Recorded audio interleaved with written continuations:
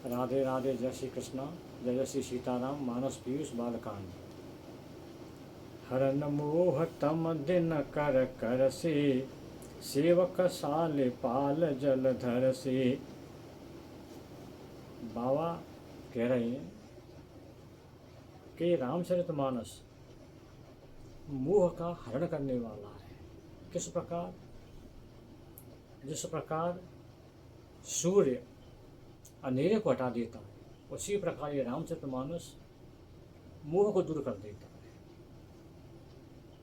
और जो भगवान श्री राम की सेवा करते हैं, उनके लिए रामचरितमानस कैसा है? उनके लिए मेघ के समान है। जैसे बरसात के जल से धान को शक्ति मिलती है, धान का एकमात्र सहारा बरसात का जल है। वर्षा के जल से बहुत जल्दी बढ़ता है वो धान। तो धान के लिए जो मेघ है, उस मेघ के समान है अपने भक्तों के लिए रामचरितमानस। अपने भक्तों की भक्ति को इस प्रकार बढ़ाता है मेघ के जल के समान। वैसे और जो फसलें हैं वो कुएं के पानी से, नल के पानी और नदी के पानी से भी हो जाती हैं, लेकिन धान के लिए वर्षा का जल चाहिए। इसी प्रकार रामचरितमानस का अभिप्राय ये है, बाबा का अभिप्राय ये है कि कोई रामचरितमानस का ज़्यादा पाठ नहीं करे, थोड़ा सा कर ले तो भी उसका कल्याण होना है, अन्य फसलों की तरह। और ज़्यादा कर लिया तो वो तो धान के समान हो गया, उसके लिए मेघ जैसे बरसेंगे राम जी की कृपा। इस प्रकार इसकी कृपा बरसती है रामचरितमानस की। अब बाबा क्या कहते हैं? अबे मत दान देव तरु बरसे, सेवत सुलभ सुखद हरिहर से। अभिमत दान देव तरु बरसे। देव तरु माने कल्प वृक्ष। ये रामचरितमानस कल्प वृक्ष की तरह है। कल्प वृक्ष के नीचे बैठकर आप जो भी इच्छा करोगे, आपकी वो इच्छा पूरी हो जाएगी। चाहे बुरी इच्छा करो, चाहे अच्छी इच्छा करो, पूरी हो जाएगी। एक कथा से बताइए कि एक व्यक्ति एक बार कल्प वृक्ष के नीचे पहुंच गया। उसने सोचा यहाँ सुंदर बिस्तर लगा होता, उसमें मैं लेटा होता, मेरे बच्चे साथ होते। इच्छा पूरी हुई, बिस्तर लग गया, लेट गया, पत्नी बच्चे भी साथ में सो रहे हैं, खेल रहे हैं। अब उसके मन में विचार आया कि ऐसा नहीं हो यानी शेर आ जाए, नहीं तो हमें खा जाएगा। शेर भी आ गया और उसको खा गया, मार दिया शेर ने। जो उसने सोचा सब होता चला गया। लेकिन ये रामचरितमानस ऐसा कल्प वृक्ष है कि नुकसान नहीं पहुंचाता, ये तो फायदे ही फायदा पहुंचाता है। इसलिए बाबा ने इसको क्या लिखा है? देव तरु बरसी। ये तो वरदान देता है, श्राप नहीं देता है, ये तो कल्याण करता है। किस प्रकार? सेवत सुलभ सुखद हरिहर से। इसकी सेवा करने वालों को हरि और हर, विष्णु भगवान और शिव जी दोनों की कृपा प्राप्त होती है। जो रामचरितमानस का पाठ करते हैं, जो रामचरितमानस पढ़ते हैं, उन पर विष्णु भगवान और भोले बाबा दोनों की कृपा होती है और उनकी हर इच्छा पूरी होती है। भोले बाबा तो अब डरदानी है, वो तो खूब देते हैं, किसी से मना करते ही नहीं हैं। विष्णु भगवान जो मांगोगे वो नहीं देंगे, लेकिन जो आपके हित में होगा वो जरूर दे देंगे। तो दोनों की कृपा बरसती है।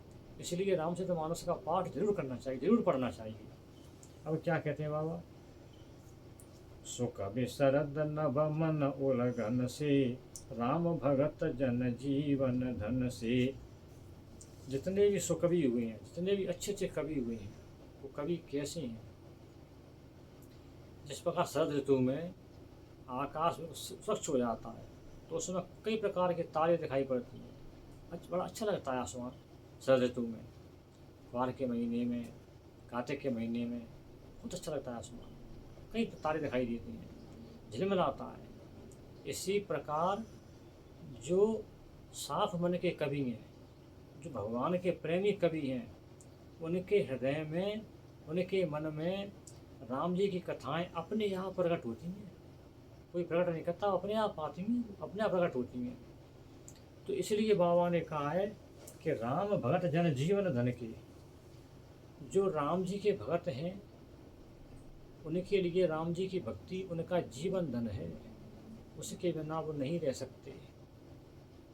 जो भगवान के प्रेमी हैं, बाबा तुलसीदास भगवान के प्रेमी थे, किसी कॉलेज में पढ़े नहीं थे वो, लेकिन उनके अंदर इतना काव्य क्षमता कि उन्होंने इतना बड़ा ग्रंथ लिख दिया जिसको सब पढ़ रहे हैं, सब पूजते हैं। रामचरितमानस लिख दिया। ये क्या, उनके ऊपर राम जी की कृपा हुई, क्यों उनका मन भगवान में लगा हुआ था पहले से।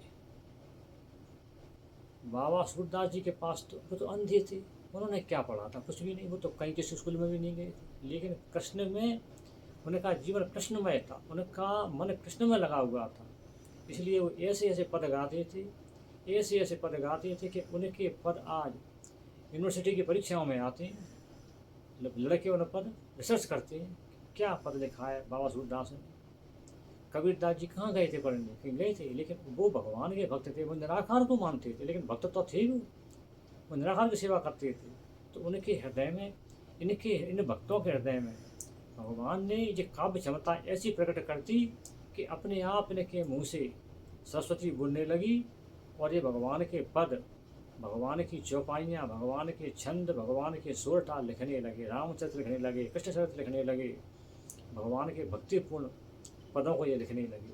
इस प्रकार बाबा ने कहा है कि हम नहीं लिख रहे, हमने नहीं लिखा रामचरितमानस, बस हमारे अंदर तो भगवान ने प्रकट कर दिया, वो हमने लिख दिया है। ऐसी बाबा की व्याख्या है, ये बाबा की शालीनता है कि बाबा ने कभी अहंकार तो पनपने ही नहीं दिया। और ये रामचरितमानस का साम्राज्य है कि इसको सब लोग पढ़ रहे हैं, और जिसने भी पढ़ा है वो तर गया, उसको मोक्ष प्राप्त हो गया, उस पृथ्वी का लौट के द्वारा नहीं आया।